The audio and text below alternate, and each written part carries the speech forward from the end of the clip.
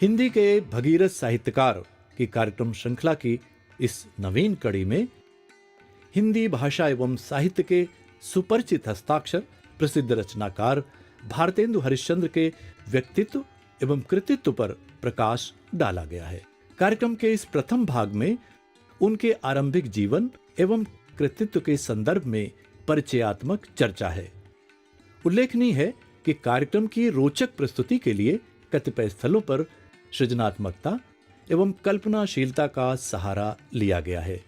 ये कार्यक्रम उन सभी छात्र छात्राओं, शोधकर्ताओं एवं सामान्य जन के लिए समान रूप से उपयोगी है जो प्रसिद्ध रचनाकार भारतेंदु हरिश्चंद्र के व्यक्तित्व एवं कृतित्व को जानने समझने में रुचि रखते हैं।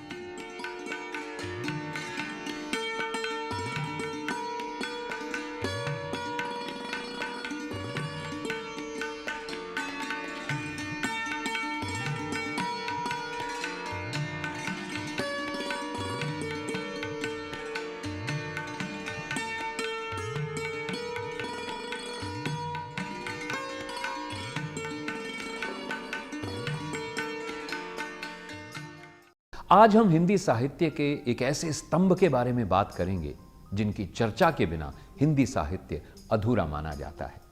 भारतेंदु हरिश्चंद्र। भारतेंदु हरिश्चंद्र एक ऐसे रचनाकार हैं जिन्हें पाकर किसी भी भाषा को गर्व होगा।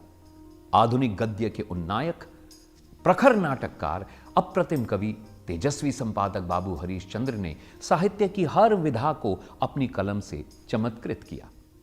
आइए आज हम हिंदी के भगीरथ साहित्यकार भारतेंदु हरिश्चंद्र के व्यक्तित्व एवं कृतित्व से परिचय प्राप्त करें। हद हो गई है। प्रोफेसर बुआ की ट्रेन तो कब की आ गई होगी, पर वो अभी तक क्यों नहीं आई?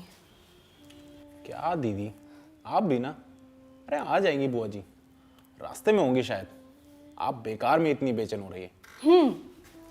जैसे तू तो बेचैन है ही नहीं। पता है, कल रात मेरी उनसे फोन पर बात हुई। उन्होंने मुझे हिंदी साहित्यकारों के बारे में ऐसी ऐसी रोचक बातें बताई कि मन खुश हो गया। अच्छा दीदी, तो आप बुआ जी का इंतजार इसलिए कर रही हैं ताकि वो आए और आप उनसे कवि और लेखकों के बारे में नई नई बातें जान सके। लो, इस बुद्धूराम को अब पता चला। पता है आज मैं उनसे कौन से साहित्यकार के बारे में जानूंगी? किस लेखक के बारे में बात करेंगी? आधुनिक गद्य के उन्नायक भारतेंदु हरिश्चंद्र के बारे में। अरे वाह, अब वही भारतेंदु हरिश्चंद्र ना जिन्होंने अंधेर नगरी नाटक लिखा है ना दीदी? अरे उन्होंने सिर्फ एक ही नाटक नहीं लिखा है, उन्होंने भारत दुर्दशा, भारत जननी, नील देवी ऐसे कई नाटक लिखे हैं। और पता है उन्होंने 10 से ऊपर नाटक लिखे हैं। इसका मतलब वो नाटककार थे? अरे वो सिर्फ नाटककार नहीं थे, वो संपादक भी थे, निबंधकार भी थे और भी न जाने क्या क्या थे। और पता है वो भी सिर्फ 35 वर्ष की आयु में। मुझे तो इस बात का आश्चर्य होता है कि केवल 35 वर्ष की आयु में उन्होंने इतने सारे साहित्य कैसे रचे। अरे कमाल है, इतनी कम उम्र में। अब तो भारतेंदु बाबू के बारे में और भी अधिक जानने की मेरी उत्सुकता बढ़ती जा रही है। पर प्रोफेसर बुआ आए तो लगता है बुआ जी आ गई। जा विनोद, दरवाजा खोल। जल्दी जल्दी। हाँ मैं देखता हूँ।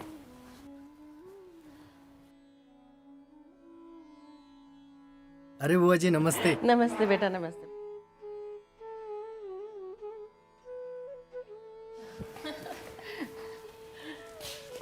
प्रणाम। प्रणाम बुआ जी। जीते रहो बच्चों, जीते रहो। बुआ जी आपने आने में बड़ी देर कर दी, हम तो आपका कब से इंतजार कर रहे थे। अरे वो कोहरे के कारण ना ट्रेनें कुछ लेट चल रही हैं, बस इसीलिए थोड़ी देर हो गई। पता है बुआ जी, रमा दीदी तो कुछ ज्यादा ही भारतेंदु जी के बारे में जानने के लिए बड़ी बेचैन हो रही है। चुप कर, जैसे तू तो बेचैन था ही नहीं। बुआ जी मैं आपके लिए चाय बना लाती हूँ। अरे नहीं नहीं, चाय की कोई ज़रूरत नहीं है, रहने दो। हाँ तो बुआ जी बताइए ना भारतेंदु जी के बारे में कुछ। अरे विनोद, बुआ जी को थोड़ी देर चैन से बैठने तो दे। नहीं भाई नहीं, पहले रमा और विनोद की बेचैनी तो दूर कर दूं। अच्छा रमा, पहले तुम बताओ क्या जानना चाहती हो? वो बुआ जी कल रात आप बता रही थी ना कि भारतेंदु हरिश्चंद्र दुनिया के गिने चुने लेखकों में से एक हैं, जिन्होंने न सिर्फ श्रेष्ठ साहित्य रचा बल्कि पूरे कालखंड को अपनी लेखनी से प्रभावित किया। हाँ रमा, ये सही है। मेरे विचार से भारतेंदु बाबू विश्व के कतिपय ऐसे साहित्यकारों में से एक हैं जिन्होंने बहुत कम समय में विपुल साहित्य का सृजन किया है। उस समय उनकी सोच के मूल में दो बातें थी। एक तो स्वत्व निज भारत गहे, दूसरे निज भाषा उन्नति अहे, सब उन्नति को मूल। मात्र 35 वर्ष की आयु तक उन्होंने जो काम किया है उसकी तुलना किसी अन्य के साथ नहीं की जा सकती। अरे ऐसा क्या? हाँ विनोद, भारतेंदु बाबू बहुमुखी प्रतिभा के धनी थे। एक तरफ जहां उन्होंने आधुनिक गद्य के उन्नयन का काम किया, इसके लिए नाटक, निबंध, लेख, यात्रा वृत्तांत पर पुस्तकें लिखी, जीवनियां लिखी, वहीं कविता के क्षेत्र में भी महत्वपूर्ण काम किया। गद्य मूलक व्यंग्य का तो उन्हें जनक कहा जाता है। व्यंग्य में उन्होंने नाटक, लेख आदि लिखकर उसका आधार तैयार किया। उल्लेखनीय है कि भारतेंदु के साहित्य संसार का प्रभाव हिंदी साहित्य पर इतना अधिक था कि उस समय हिंदी साहित्य के काल विभाजन में उनके युग को भारतेंदु युग के नाम से ही जाना जाता है। अरे वाह, इतना काम! यही नहीं, उन्होंने स्त्री शिक्षा पर भी महत्वपूर्ण काम किया। उन्होंने शिक्षा के महत्व को प्रतिपादित करने के लिए बहुत आर्थिक प्रयास किए। एक अलौकिक व्यक्तित्व भारतेंदु हरिश्चंद्र का, जिन्होंने रीति काल को रीति से मुक्त किया और आधुनिक काल को जन्म दिया। नव जागरण के अग्रदूत के रूप में उनका नाम और उनका यश बहुत फैला। और जहाँ तक बात है आधुनिक गद्य में अलग अलग विधाओं की प्रयोग की और कविता को बदलने की, उसमें उनका कोई सानी नहीं है। व्यंग्यकार के रूप में उनका नाम कबीर के बाद आता है। जब भी हम व्यंग की बात करते हैं तो सबसे पहले हमें कबीर नज़र आते हैं और उसके बाद तुरंत हम बीच में से और किसी को नहीं देखते, तुरंत हम भारतेंदु पर आते हैं, जबकि इनके दोनों के बीच में 350-400 वर्ष का अंतर था। भारतेंदु ने भारत दुर्दशा और अंधेर नगरी नाम के जो 2 नाटक लिखे, कुल मिला के 14 नाटक लिखे, पर इनमें ये 2 नाटक आज भी बहुत चर्चित हैं। और इन नाटकों में वो समय वह था जब हम लोग गुलाम थे और अंग्रेज़ों की मौका परस्ती जो हम लोगों को कहीं ना कहीं हमेशा उनकी तानाशाही में धकेल देती थी। ऐसे समय में भारत दुर्दशा नाटक उन्होंने एक दिन में लिखा और केवल लिखा ही नहीं, फिर उसको उन्होंने नदी के तट पर जाकर के अभिनीत भी किया। एक पूरी टीम बनाई, उसकी प्रैक्टिस की और भारी संख्या में लगभग 1,500-2 हज़ार व्यक्तियों के सामने उसका प्रस्तुतिकरण भी हुआ। बुआ जी, अब आप हमें भारतेंदु हरिश्चंद्र के बारे में शुरू से बताइए ना, कि वो कहाँ पैदा हुए और उनका बचपन कैसे गुजरा। हाँ बुआ जी, हमें जानने की बड़ी उत्सुकता है। ठीक है बच्चों, बताती हूँ। भारतेंदु सेठ अमीचंद की 5वीं पीढ़ी में जन्मे थे। तत्कालीन समाज में सेठ अमीचंद अंग्रेजों के विश्वसनीय साथी के रूप में जाने जाते थे। बाद में अंग्रेजों ने उन्हें धोखा दिया, वे इसे बर्दाश्त नहीं कर सके। इसी गम में उनकी मृत्यु हो गई। पर विडंबना देखिए कि आगे चलकर भी उनका परिवार अंग्रेजों का हितैषी ही रहा। इसी परिवार में 9 सितंबर 1850 को काशी में भारतेंदु हरिश्चंद्र का जन्म हुआ। भारतेंदु हरिश्चंद्र के पिता का नाम गोपाल चंद्र था। उनके पिता गोपाल चंद्र स्वयं भी बहुत अच्छे कवि थे। उन्होंने अनेक ग्रंथ भी लिखे। बालक हरिश्चंद्र पर उनका बहुत प्रभाव पड़ा। भारतेंदु का बचपन बहुत कष्ट में बीता। 5 बरस की आयु में ही उनकी माता का निधन हो गया। हरिश्चंद्र का लगाव अपने पिता से बहुत अधिक था। पिता लिखते थे, वो आकर उनके पास बैठ जाते थे। नर नार नर ना नार नर ना नार ना नर नार ना ना नार नर ना नार नर ना नार ना नर नार ना। अरे बेटा हरिश्चंद्र, अभी तक जाग रहे हो, क्या बात है? कुछ नहीं पिताजी, बस आपको कविता लिखते हुए देख रहा था। अच्छा, तुम्हें कविता से इतना प्रेम है? हाँ पिताजी, मैं तो बड़े होकर कवि बनूंगा। और हमारा व्यापार कौन संभालेगा? वो भाई संभाल लेगा, मैं तो बस कविता ही लिखूंगा। अच्छा, चलो भाई, हमारे परिवार में एक और कवि बनेगा। बनेगा नहीं पिताजी, बन गया हूँ। मैंने एक दोहा लिखा है, दिखाऊं? अच्छा, इतनी सी उम्र में दोहा? दिखाओ तो, देखें तो।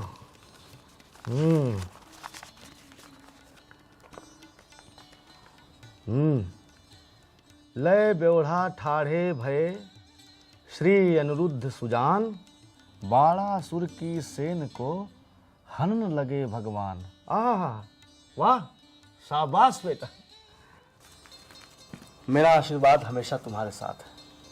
ईश्वर करे तुम्हारी कीर्ति चारों दिशाओं में फैले। पूरा भारतवर्ष तुम्हारी कविताओं को सम्मान देगा। तुम्हारी प्रतिभा को निखारने के लिए मैं हर संभव प्रयास करूंगा, ये मेरा वादा है तुमसे। ठीक है, जाओ सो जाओ। वाह, कितनी सी उम्र और दोहा। भाव भी ठीक है, विषय भी ठीक है, मात्रा भी ठीक है। आहा, वाह।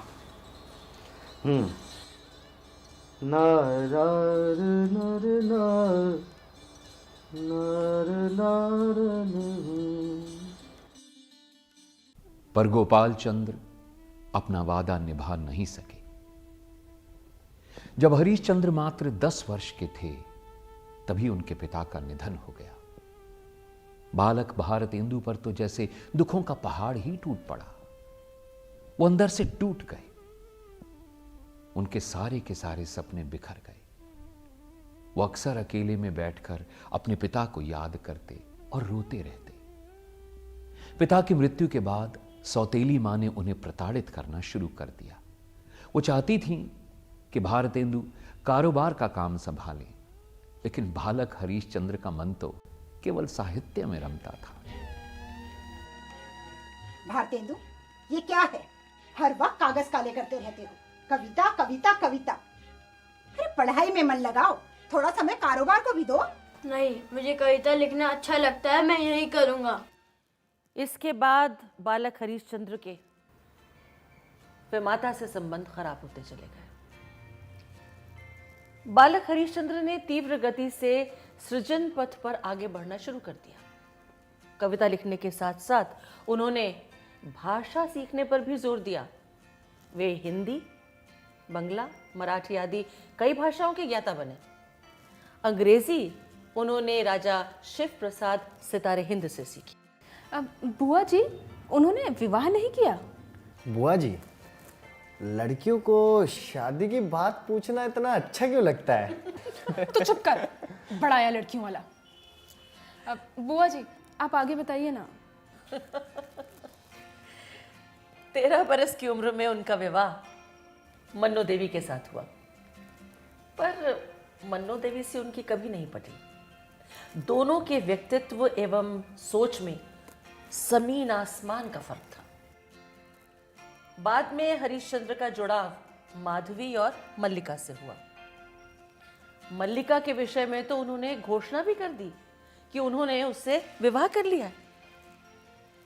एक दिन बहन मुकुंदी उनसे मिलने आई। प्रणाम दीदी। खुश रहो। सुनो, आजकल तुम रात में घर क्यों नहीं आते हो? आजकल राम कटोरा मोहल्ले में रहता हूँ। और कौन कौन रहता है वहाँ? कौन कौन नहीं, सिर्फ कौन बोलिए। वहाँ मल्लिका रहती है हमारे साथ। ये मल्लिका कौन है? मल्लिका हमारी पत्नी है। हमने उससे विवाह कर लिया है। भारतेंदु, क्या ये सच है? आप अच्छी तरह जानती हैं हम झूठ नहीं बोलते। राम, ये तुमने क्या किया है भारतेंदु? मेरे भाई, तुमने ये क्या कर दिया? तुम ऐसा कर भी कैसे सकते हो मेरे भाई? तुम माधवी और मल्लिका पर भारतेंदु ने अनेक कविताएं लिखीं। उनकी कविताओं में प्रेमिल अनुभूतियों की अनेक कविताएं हैं। मेरे प्यारे सो संदेशवा कौन कहे जाए, जी के बेदन हरे बचन सुनाए राम। कोई सखी दे मोरी पाती पहुंचाए, चाय के बुलाए लावें बहुत मनाए राम। मिले हरिचंद मोरा जियरा जुड़ाए, क्यों गले ना लगत रसियावे, तू तो मेरे दिल बिच बसियावे। तेरी घूंगर वाली अलकें मेरो तन मन डसियावे, तेरी घूंगर वाली अलकें मेरो तन मन डसियावे। हरिचंद नहीं मिले करे तू, हरिचंद नहीं मिले करे तू, सौतीन संगरंग हसी बावे। भारतेंदु ने कविताओं में अनेक प्रयोग किए। छंदों पर उनका अच्छा अधिकार था। तेरी छवि मनमानी मेरे प्यारे दिल जानी, तेरी छवि मनमानी मेरे प्यारे दिल जानी। प्रातः समय जमुना तट पे हवजात रही पानी, तेरी छवि मनमानी मेरे प्यारे दिल जानी। प्रातः समय जमुना तट पे हवजात रही पानी, घूंघट उलटी बदन दिसी हिरयो कहीं मीठी बानी। हरिचंद के चित में चुभी गई सूरती सैलानी। भारतेंदु हरिश्चंद्र हिंदी कविता के जनक कहे जाते हैं। अगर भारतेंदु बाबू नहीं होते तो हम कह सकते हैं कि हिंदी कविता का जन्म नहीं होता। उस दौर में अवधी और ब्रज में कविताएं लिखी जा रही थीं, लेकिन भारतीय स्वतंत्रता संग्राम की लड़ाई के लिए ये बहुत ज़रूरी था कि एक ऐसी भाषा हो जिसकी पहुंच पूरे हिंदुस्तान में हो सके। और उसके लिए खली बोली के जन्म को लेकर हालांकि बहुत सारे विवाद हुए, लेकिन भारतेंदु बाबू ने हिंदी कविता के लिए न केवल एक भाषा का निर्माण किया, अपितु उसमें कविता के अलावा गद्य की अनेक विधाओं में लिखा। भारतेंदु हरिश्चंद्र के व्यक्तित्व की एक और खासियत है, वे स्वभाव से बहुत खर्चीले थे। किसी का भी दुख उनसे देखा नहीं जाता था। उन्होंने दीन दुखियों की सेवा और शिक्षा के प्रसार में अपना बहुत धन उत्सर्ग कर दिया।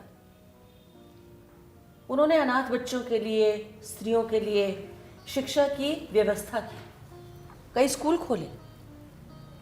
इन्हीं सब में उनका सारा धन समाप्त हो गया। धन के अभाव में उनका अंतिम समय काफी कष्ट से बीता। ओह, ये तो होना ही था। पर उन्होंने देश और समाज के लिए बहुत कुछ किया भी तो। सच कहती हो रमा, भारतेंदु हरिश्चंद्र ने बेशक उम्र कम पाई, पर अपने जीवन को देश और समाज के प्रति समर्पित कर दिया। अच्छा बुआ जी, उन्होंने कुछ पत्रिकाएं भी तो निकाली थी ना? हाँ रमा, उन्होंने बाला बोधिनी पत्रिका, कवि वचन सुधा, हरिश्चंद्र पत्रिका आदि का संपादन भी किया। बाप रे, इतनी सी कम उम्र में उन्होंने इतने काम कर डाले। अरे भाई, यही नहीं, इनके अलावा उन्होंने यात्राएं भी बहुत की। पूरे देश का भ्रमण किया, फिर यात्रा वृतांत लिखे जो आज भी अद्भुत माने जाते हैं। इनके अलावा उन्होंने अनेक नाटकों के विलक्षण अनुवाद भी किए। अच्छा बुआ जी, तो उनके अनुदित कुछ नाटकों के नाम भी तो बताइए ना। हाँ सुनो, विद्या सुंदर, रत्नावली, पाखंड विडंबन, धनंजय विजय, मुद्रा राक्षस, कर्पूर मंजरी, दुर्लभ बंधु आदि उनके द्वारा अनुदित नाटक हैं। बंगला, मराठी, संस्कृत, अंग्रेजी आदि भाषाओं से उन्होंने ये अनुवाद किए। और हाँ, कुछ नाटकों में तो उन्होंने अभिनय भी किया। अरे वाह। हाँ, इनके अतिरिक्त भारतेंदु एक अद्भुत वक्ता भी थे। उनकी वाक क्षमता का लोहा सभी मानते थे।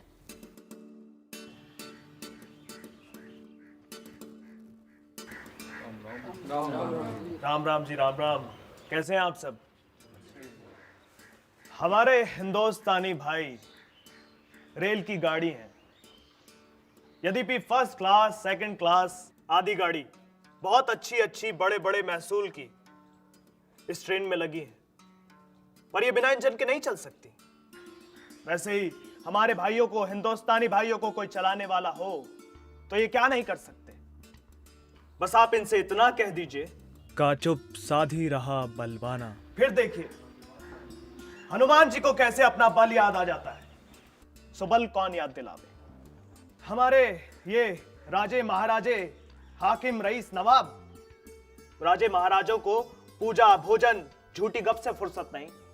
अंग्रेज अफसरों को सरकारी काम घेरे रहता है। कुछ घुड़दौड़, बॉल, थिएटर, अखबार में समय गया। कुछ बचा भी तो उन्हें कहां गरज है कि वो हम जैसे गरीब, गंदे, काले आदमियों से मिलकर अपना अनमोल समय खोवें। बस ये तो वही मिसाल हो गई। तुम्हें गैरों से कब फुर्सत, हम अपने गम से कब खाली। बस बहुत हो चुका मिलना, न तुम खाली न हम खाली।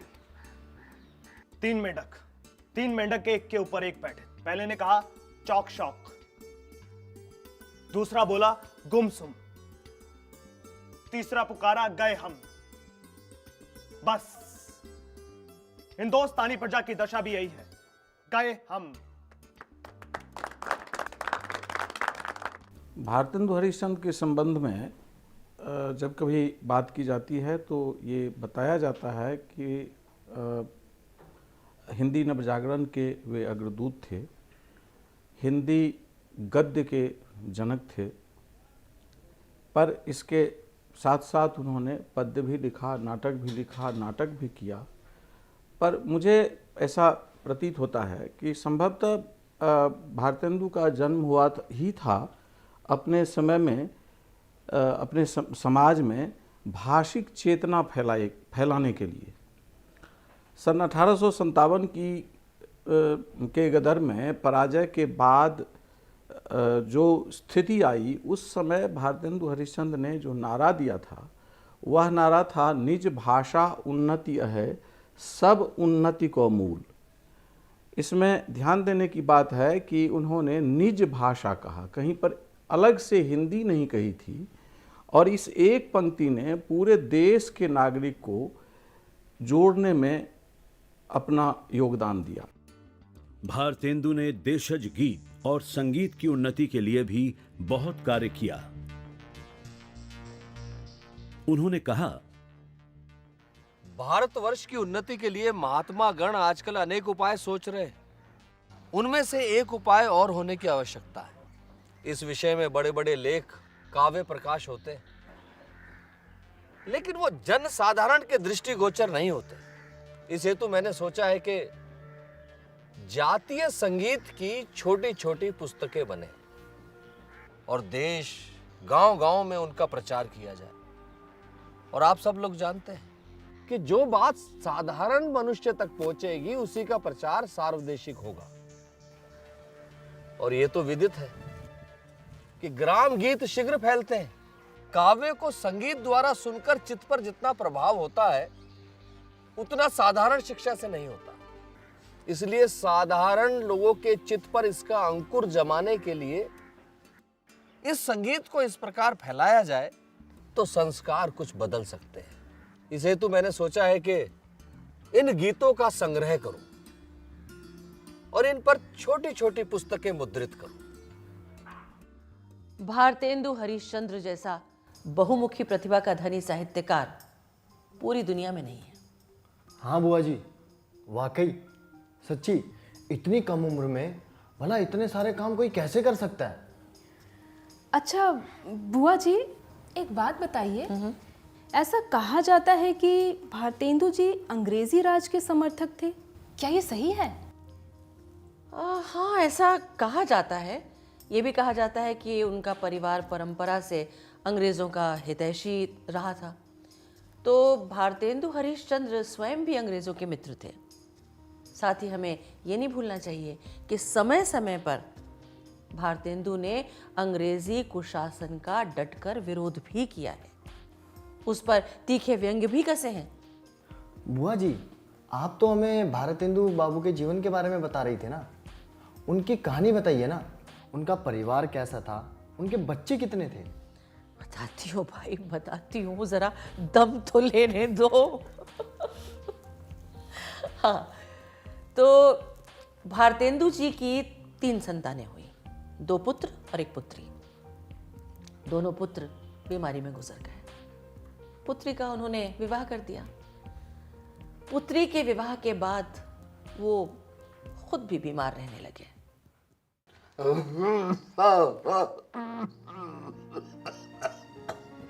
क्या हुआ भारतेंदु बाबू, तकलीफ ज्यादा है क्या? हाँ, जीवन के नाटक का दृश्य बदल रहा है। परसों बुखार था, कल दर्द और अब खांसी। अरे बाबा, आप चुप रहिए, बोलिए मत। देखिए खांसी उठ रही है। अब खांसी नहीं, अब तो हमें ही उठ रहा है। देखे हमारे नाटक का पटक्षेप कब होता है। अरे अरे, आपकी तबीयत बिगड़ रही है, मैं वैद्य जी को बुला कर लाता हूँ। अरे भाई, वैद्य जी क्या करेंगे? कुछ ख्वाहिशें रह गई हैं। अगर थोड़ी सी जिंदगी और मिल जाती तो पता है क्या करता? क्या करते, बताइए। सबसे पहले शुद्ध हिंदी के विश्वविद्यालय की स्थापना करता। हाय मेरी हिंदी, अब तेरा ध्यान कौन रखेगा?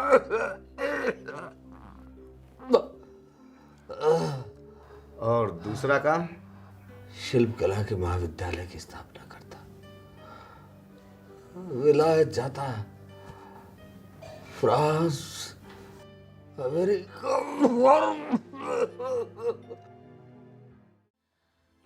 पर बच्चों, होने को भला कौन टाल सकता? भारतेंदु बाबू के सपने उनके साथ ही चले गए। सन 1885 में मात्र 34 वर्ष 3 महीने 27 दिन की अल्पायु में उन्होंने अपना नश्वर शरीर त्याग दिया। इसमें कोई दो राय नहीं कि उनकी मृत्यु भले ही अल्पायु में ही हो गई हो, पर उस छोटी सी उम्र में उन्होंने जो काम कर दिखाया वो किसी दूसरे के बस का नहीं। अच्छा बुआ जी, अब उनके कृतित्व के बारे में भी तो कुछ बताइए ना। भाई अब इस समय नहीं, थोड़ा आराम करूंगी। फिर शाम को विस्तार से सब बताऊंगी, ठीक है? जी ठीक है बुआ जी। सुधीजनों, कार्यक्रम के इस भाग में हमने आपको भारतेंदु हरिश्चंद्र के व्यक्तित्व के संदर्भ में संक्षेप में जानकारी दी। यहां उनके जीवन की कतिपय प्रमुख घटनाओं पर प्रकाश डाला गया। संप्रति इस चर्चा को हम यहीं विराम देते हैं। हिंदी के भगीरथ साहित्यकार भारतेंदु हरिश्चंद्र विषयक इससे आगे की चर्चा हम कार्यक्रम के द्वितीय भाग में करेंगे। कार्यक्रम के अगले भाग में हम उनकी कृतियों पर प्रकाश डालेंगे। तब तक के लिए आप सबसे अनुमति चाहता हूं। धन्यवाद, नमस्कार।